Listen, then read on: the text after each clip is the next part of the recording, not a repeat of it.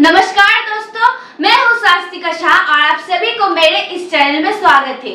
दोस्तों, आज इस वीडियो के थ्रू मैं आप लोगों के साथ एक बहुत इंटरेस्टिंग सी स्टोरी शेयर करने वाली हूँ, जिसको सुन के शायद आप लोगों को भी अपनी लाइफ के कुछ पर्सपेक्टिव चेंज हो सकते हैं। तो चलिए दोस्तों, ज्यादा अपना टाइम वेस्ट न किए हम लोग अपनी स्टोरी की तरफ चलते हैं।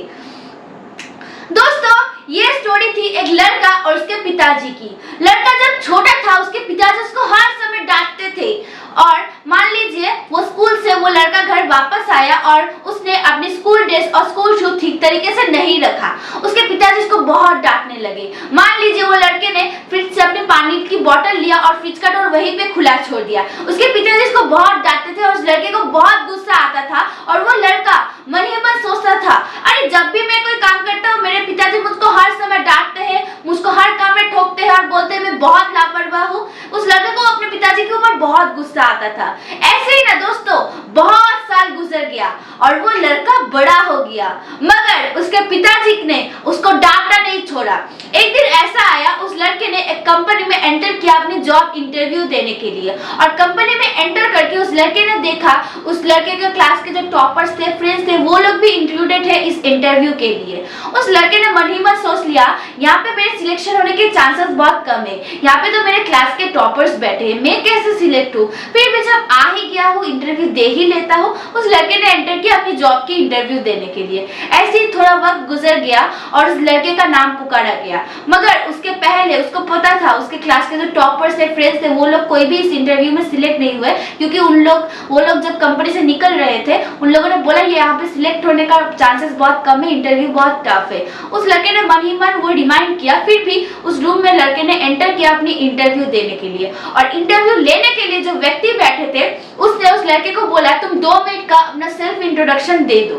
तो उस लड़के ने दिया 2 मिनट का अपना सेल्फ इंट्रोडक्शन। फिर उस व्यक्ति ने उस लड़के को बोला तुम इस कंपनी में सिलेक्ट हो गए हो। लड़का ना बहुत शॉक्ड हो गया, अरे मैं कैसे सिलेक्ट हो गया हूँ, यहाँ पे मैं कुछ गलत तो नहीं सुन रहा हूँ। मेरे जो फ्रेंड्स थे, कलीग्स थे, वो तो बहुत पढ़ाई में अच्छे हैं मुझसे, मैं कैसे सिलेक्ट हो गया हूँ।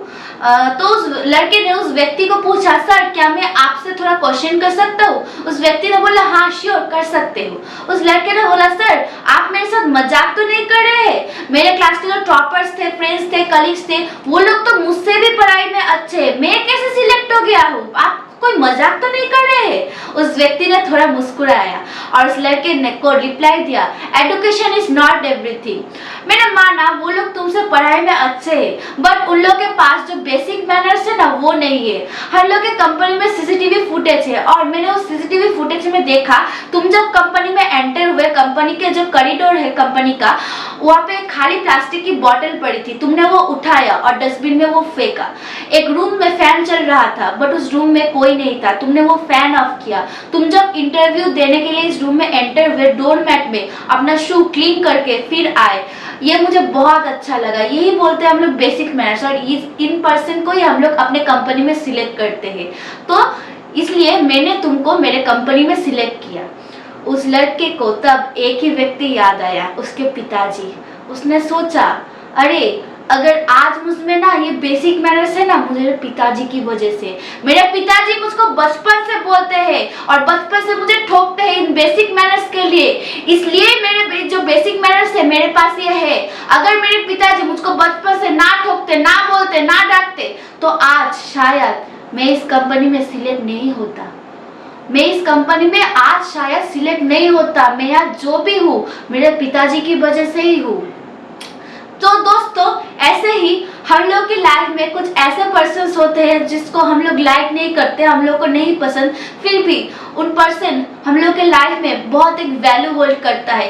अगर आपके लाइफ में भी कोई ऐसा व्यक्ति है और आपको डांटता है, आपको बोलता है और आप उन पे गुस्सा करते हो, तो ये ना कीजिए, क्योंकि वो लोग आपके लाइफ में एक बहुत इंपॉर्टेंस होल्ड करते हैं। फॉर एन एग्जाम्पल, मान लीजिए हम लोग को जब बुखार होता है, हम लोग मेडिसिन लेते हैं हम लोग को बुखार ठीक करने के लिए, लेकिन मेडिसिन लेना कोई नहीं पसंद करता क्योंकि मेडिसिन बहुत कड़वा होता है। ऐसे ही हम लोग के जो शायद मान लीजिए हम लोग जिसको अच्छा मानते हैं वो शायद अच्छा ना हो, और जिन पर्सन को हम लोग लाइक नहीं करते, हम लोग मानते ये पर्सन बुरा है मेरे लाइफ में, शायद वो अच्छा हो। हम लोग अंदर से नहीं देख रहे हैं उसके मन में क्या है।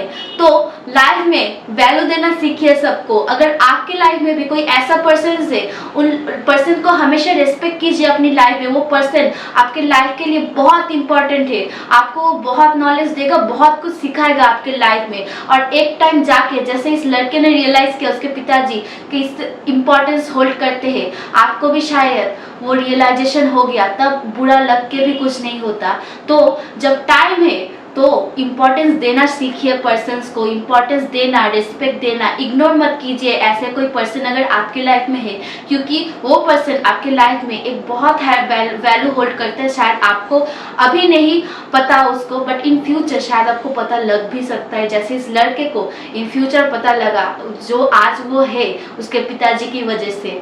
तो चलिए दोस्तों, आज का वीडियो इतना ही। आपको ये स्टोरी कैसा लगा कमेंट करना ना भूलिए, और थैंक यू।